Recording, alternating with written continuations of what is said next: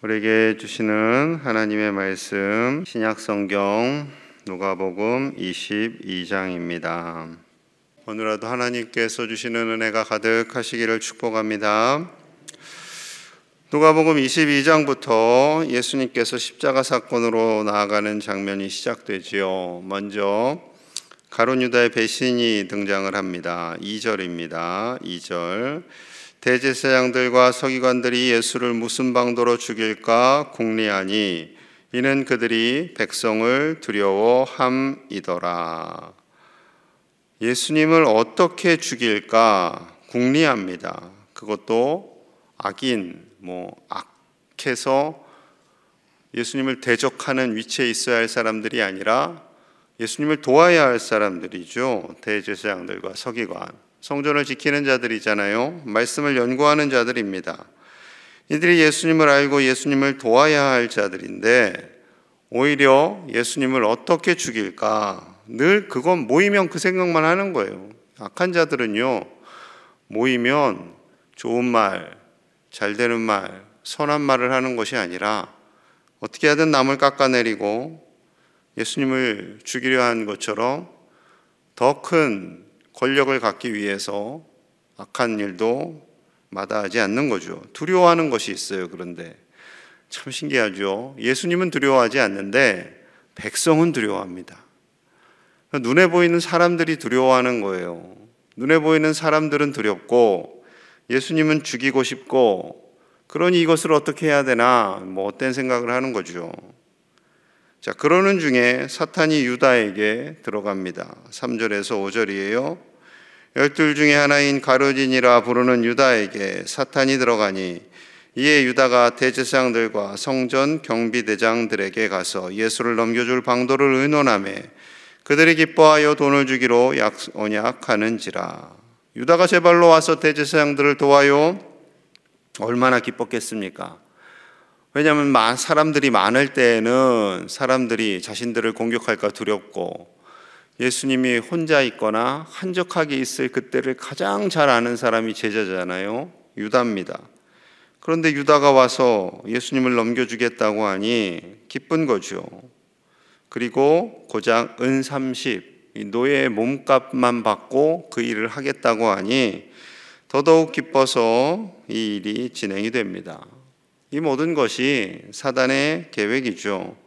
사단은 어떻게 해서든지 하나님의 나라를 방해하려고 하고요, 하나님이 기뻐하시는 일들을 못하게 막습니다.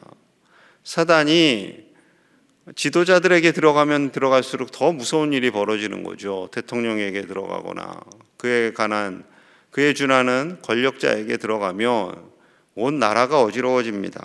전쟁을 불사하는 거죠. 그래서 푸틴은 우크라이나를 공격했고요. 1950년은 북한이 러시아의 사주를 받아서 우리 남한을 공격하게 되죠.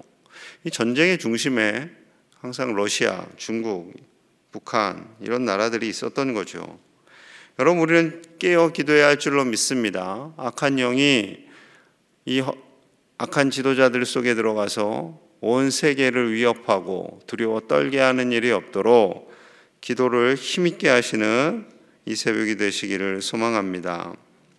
예수님께서 십자가의 길로 가실 것을 아시고 이제 마지막 만찬을 준비하도록 하세요. 유월절을 준비하게 합니다.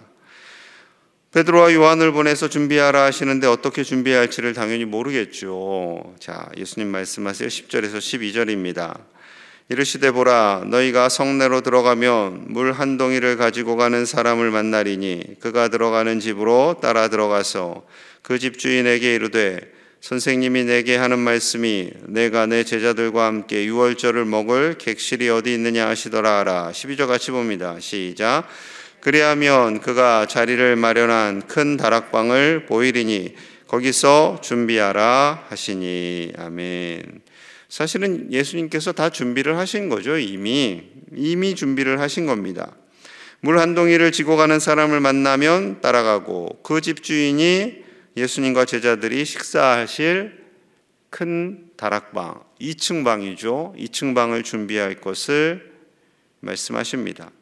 그 당시에 큰 2층 방이 있었다라는 것은 굉장히 넉넉한 살림, 넉넉한 소유를 가진 사람들이었음을 알 수 있어요. 이 집주인이 바로 마가의 아버지입니다. 그래서 우리는 마가의 다락방이잖아요. 정확하게는 마가의 아버지의 다락방이죠. 아버지의 집이니까. 이 다락방에서, 이 2층 집에서 예루살렘 초대교회가 시작됩니다. 놀라운 은혜죠. 이때부터 예수님은 미리 아신 거예요. 유월절 마지막 만찬을 준비하고, 그리고 이곳에서 초대교회 교인들이 뜨겁게 기도하고 성령 충만을 받아서 초대교회가 역동적으로 나아갈 것을 아셨던 거죠. 하나님께서는 우리의 연약함과 우리의 모든 것을 다 아시고 이를 통해서 하나님의 일을 준비해 가시는 신실하신 하나님, 우리 구주가 되십니다. 우리 주님의 쓰시겠다 하시는 그 의도대로 우리도 쓰임받는 하나님의 종들이 다 되시기를 간절히 축복합니다. 이제 만찬이 준비되었어요. 자, 15절입니다. 15절. 이르시되 내가 고난을 받기 전에 너희와 함께 이 유월절 먹기를 원하고 원하였노라. 고난을 받기 전에 유월절 마지막 만찬을 식사하시기를 원하고 원하셨다. 배가 많이 고프셔서 원하고 원하셨을까요? 그거 아니죠. 이 마지막 만찬이, 이 만찬으로 인해서 앞으로 모든 교회가 예수님의 몸과 보혈을 기념하게 될 것인데 그것을 또 아시잖아요. 이때 만찬이 없었으면 나를 기념하여 주님의 몸과 잔에 참여하는 그 성만찬을 할 수가 없었던 거죠. 그러니 예수님께서 이때를 원하고 원하셨다라고 말씀합니다. 특별한 의미가 있어요. 유월절은 이스라엘에게 있어서 노예에서 자유인이 되게 했던 놀라운 사건이 그 안에 있는 거죠. 어린 양의 피를 문과 창틀에 바릅니다. 그러면은 그들이 죽음을 피할 수 있었던 거죠. 자유인이 될 수 있었습니다. 마찬가지로 예수님의 십자가, 그 보혈, 그 피로 인해 우리가 죄로 말미암아 죽었다가 살아납니다. 생명을 얻게 된 거예요. 그렇기 때문에 이를 상징하는 유월절의 성만찬이 중요한 의미를 가지고 있는 거죠. 자, 19절과 20절입니다. 19절, 20절. 또 떡을 가져 감사기도 하시고 떼어 그들에게 주시며 이르시되 이것은 너희를 위하여 주는 내 몸이라. 너희가 이를 행하여 나를 기념하라 하시고 저녁 먹은 후에 잔도 그와 같이 하여 이르시되 이 잔은 내 피로 세우는 새 언약이니 곧 너희를 위하여 붓는 것이라. 떡을 들어 감사기도 하십니다. 또한 잔을 들어 감사기도 하시고 나누어 주십니다. 떡은 예수님의 몸을, 잔은 예수님의 보혈을 의미하죠. 여러분, 몸이 찢겨야, 몸에 상처가 나야 피가 나잖아요. 그러니까 몸과 보혈이, 피가 같이 갈 수밖에 없는 거예요. 몸이 찢겨지지 않으면 피가 날 수가 없는 거죠. 그러니 몸의 고난, 몸의 아픔, 그것을 통해서 보혈이 흘러나오는 거죠. 그러니 고난이 있어야 보혈이 나오는 거예요. 우리가 고난을 받을 때 예수님의 그 십자가 보혈이 드러나는 거죠. 예수님의 고난, 그 사랑, 우리를 위하여 아낌없이 찢기신 몸을 통해서 보혈이 흐르고 우리가 용서함을 받고 참 자녀가 되는 것이지요. 예수님의 그 고난과 십자가는 때로는 묵상하기 싫을 때도 있어요. 부담스러울 때도 있어요. 그러나 우리를 살리신 십자가와 그 보혈의 공로를 의지하여 우리가 자녀가 되고 구원을 받는 것이지요. 주님의 몸과 피를 묵상하고 그 십자가를 묵상하는 것이 주저하는 것이 아니라 그로 인하여 우리가 자녀가 되고 자유인이 되었음을 늘 감사하시는 저와 여러분들 되시기를 소망합니다. 십자가로 가는 길은 고난과 아픔의 길이지요. 먼저 유다가 배반을 했어요. 제자들이 뿔뿔이 흩어졌어요. 그 위기의 순간에 이제 조금만 있으면 다 흩어지게 되잖아요. 그 바로 직전에 제자들 뭐하고 있었을까요? 24절 봅니다. 24절. 또 그들 사이에 그중 누가 크냐 하는 다툼이 일어난지라. 지금 예수님께서 만찬하시고 곧 살이 찢기시고 보혈을 흘리시고 십자가에서 죽으실 것을 말씀하시는데 지금 제자들이요, 누가 크냐 하는 걸로 또 다퉈요. 좀 죄송합니다만 정신이 없는 제자들이죠. 예수님 답답하세요. 자, 31절, 32절입니다. 31절 시몬아 시몬아 보라 사탄이 너희를 밀가부르듯 하려고 요구하였으나 그러나 내가 너를 위하여 내 믿음이 떨어지지 않기를 기도하였노니 너는 돌이킨 후에 내 형제를 굳게 하라. 시몬아 시몬아 지금이 누가 높은가를 가지고 싸울 때냐. 사탄이 너희를 밀 까부르듯 밀을 벗겨내듯 밀을 털어내듯 계속해서 흔들고 공격해대는 이런 상황인데 내가 너를 위하여 기도하였다. 믿음 떨어지지 않도록 중보기도하였다. 너가 훗날 돌이킨 후에 너의 형제들, 제자들을 굳게 하여야지, 교회를 든든하게 하여야지 하시는 주님의 안타까움이 스며있는 말씀입니다. 그러자 베드로가요 당당합니다. 33절 볼게요. 33절 그가 말하되 주여 내가 주와 함께 오게도 죽는데도 가기를 각오하였나이다.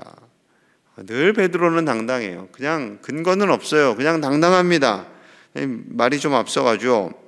감옥에도 가고 심지어 죽는 것 주님과 함께 하기를 각오하였습니다. 장담하죠. 예수님 보시기에 얼마나 짠했을까요?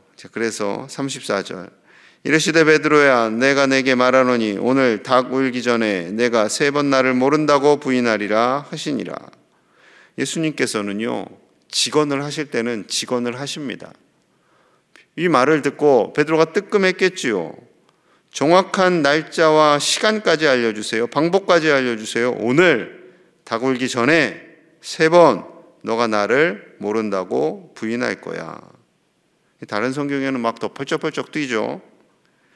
자, 그래서요 이 상황은 위기의 상황이기 때문에 더 영적으로 무장해야 함을 말씀하고 있는 거죠. 지금 너희가 싸워야 할 때냐? 그럴 때가 아니라는 거죠. 영적으로 깨어 있어야 할 때라는 겁니다. 헛된 생각, 헛된 마음 품지 말고 깨어 있어야 하는 상황인 거죠. 36절입니다. 36절 이르시되 이제는 전대에 있는 자는 가질 것이요 배낭도 그리하고 검 없는 자는 겉옷을 팔아 살지어다. 예수님이 칼을 사래요. 겉옷 팔아서. 이게 정말 칼을 사라는 겁니까? 영적으로 무장하라는 거죠. 이제 큰 위기가 닥쳐올 텐데 내가 십자가에 달려 죽게 될 텐데 너희들이 흔들리고 무너지고 다 예수님을 부정하고 그럴 텐데 그러지 않도록 영적으로 깨어서 무장하라는 거죠. 영적 무장의 방법은 다른 것 없어요. 기도입니다. 자, 40절, 41절. 40절 같이 봅니다. 시작. 그곳에 이르러 그들에게 이르시되 유혹에 빠지지 않게 기도하라 하시고 그들을 떠나 돌 던질 만큼 가서 무릎을 꿇고 기도하여 유혹에 빠지지 않도록 기도하라.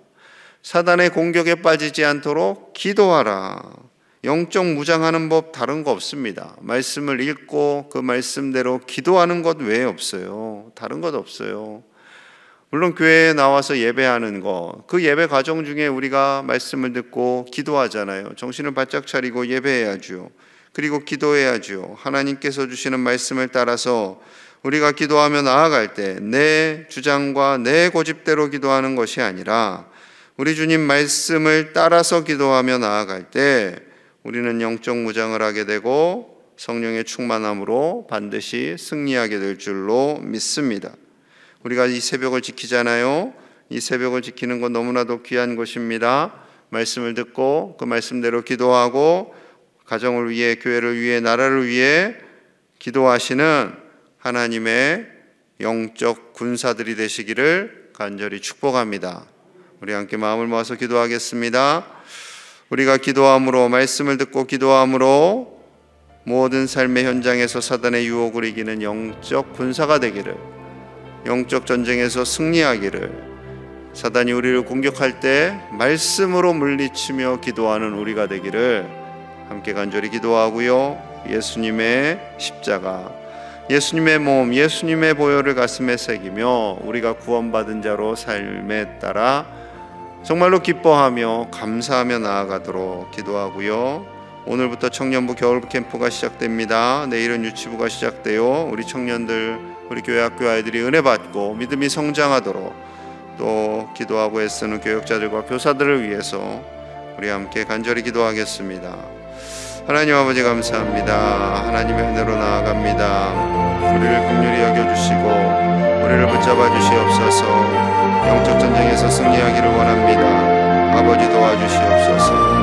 아버지 은혜를 베풀어 주시옵소서. 성령의 능력으로 역사하여 주시옵소서. 아버지께서 동행하여 주시고 아버지께서 은혜 주시는 줄로 믿습니다. 하나님 우리와 함께하여 주시옵소서. 하나님 우리를 지켜주시고 보호하여 주시옵소서. 성령의 능력으로 역사하여 주시옵소서. 우리는 부족합니다. 연약합니다. 할 수 있는 것이 아무것도 없습니다. 아버지 우리가 말씀을 보고 듣고 기도하며 모든 영적 전쟁에서 이겨나가는 하나님의 백성들이 되게 하여 주시옵소서. 예수님의 십자가를 가슴에 묻습니다. 주님의 몸과 주님의 보혈에 참여하며 기뻐하며 감사하며 구원 얻는 자로 살아가며 부족함이 없도록 역사하여 주시옵소서. 겨울 캠프를 시작합니다. 아버지여 우리 청년들과 청소년들 우리 어린 영혼들을 붙잡아 주시고 저들이 구원받은 하나님의 자녀로 살아가며 부족함이 없게 하여 주시옵소서. 아버지여 큰 믿음을 주시옵소서. 이 세상에서 넘어지고 쓰러지지 않도록 붙잡아 주시옵소서. 하나님의 은혜로 살게 하여 주시옵소서. 하나님의 은혜로 살게 하여 주시옵소서. 아버지 도와주시옵소서. 아버지 함께하여 주시옵소서. 주여. 하나님 감사합니다. 사단이 우리를 공격하고 넘어뜨리려 할 때 오직 말씀과 기도로 그 공격을 이겨내는 영적 군사들이 다 되게 하여 주시옵소서.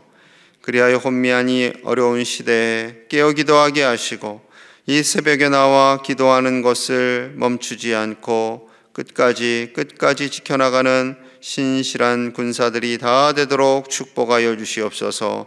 그 간구하는 기도에 들어응답하여 주시고 나의 이기적인 욕망과 야망의 기도가 아니라 오직 말씀에 근거한 하나님의 뜻을 이루어가는 기도를 하는 주님의 백성들이 다 되게 하여 주시옵소서. 예수님의 십자가를 가슴에 묻고 주님의 몸과 보혈에 감사하며 늘 하나님 안에서 사는 구원받은 자녀로 살게 하여 주시옵소서. 그 구원에 감사와 기쁨이 차고 넘치게 하시고 하나님의 자녀로 당당하게 살아가도록 축복하여 주시옵소서. 겨울 캠프를 시작합니다. 청년들과 교회 학교 모든 아이들을 축복하여 주시고 저들에게 믿음을 주시고 하나님을 경외하며 이 세상에서 승리하는 믿음의 승리자들이 되게 하여 주시옵소서. 감사드리며 예수님 이름 받들어 간절히 기도하옵나이다. 아멘.